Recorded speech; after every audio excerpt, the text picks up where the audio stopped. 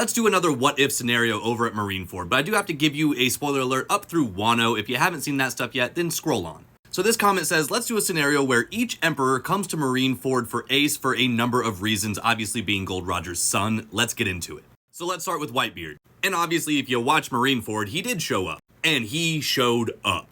Dude pulled up with not only his whole crew, but the power to destroy the world. The Quake fruit with Whitebeard in his prime is a legitimate problem to everyone on the planet. Now, obviously, Whitebeard wasn't feeling his best at this point, so he wasn't able to put on that level of destruction like he could have in his prime. And honestly, it ended pretty bad for him. By the end of it all, he ended up receiving 267 blade wounds, 152 bullet wounds, and he also was taking multiple cannonballs to the body and the face. This man alone was almost enough to take care of all of Marineford, let alone having his crew and everyone else fighting too. But obviously he wasn't enough. So then of course we have Shanks, who did in fact show up at Marineford, and he ended it immediately. Shanks pulling up with his crew is enough to command the world government to stop what they're doing right here, right now. Cut your losses, take the W, and walk away. And that's exactly what they did. Shanks' actions speak for himself. But now the fun part of this theory. In my opinion, if Kaido actually made it and Shanks wasn't able to stop him, it would have been over for the world government right there.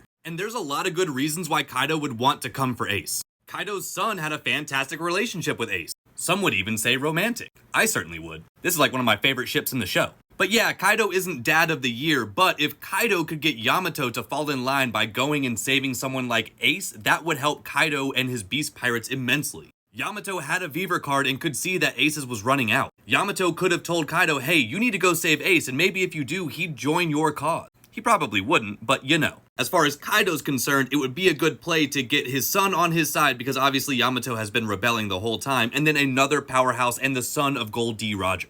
Possibly Joy Boy. In Kaido's mind at least. And honest to God, Kaido would have dog-walked literally everybody on Marineford. It just would have ended in seconds. And finally, we've got Big Mom. Now, I'm not totally sure what she would want with Ace specifically. He is obviously the son of Gold Roger, so there's always that connection, but I don't really see where Big Mom would go with that. To be honest, I do think it would be game ending if she did show up on Marineford because again, she's an absolute powerhouse and I'm not sure anybody would have been able to stop her or the combined forces. So yeah, Marineford would have ended as well if she showed up, but again, I can't really find a decent connection as to why she would specifically want Ace. My only logical thought is going to be very tinfoil hat, so bear with me. And I hate saying this, but what if she wanted Ace because he's the son of Gold Roger, and then having a son with the son of Gold Roger would create a powerhouse for her and put Gold Roger in the Big Mom family?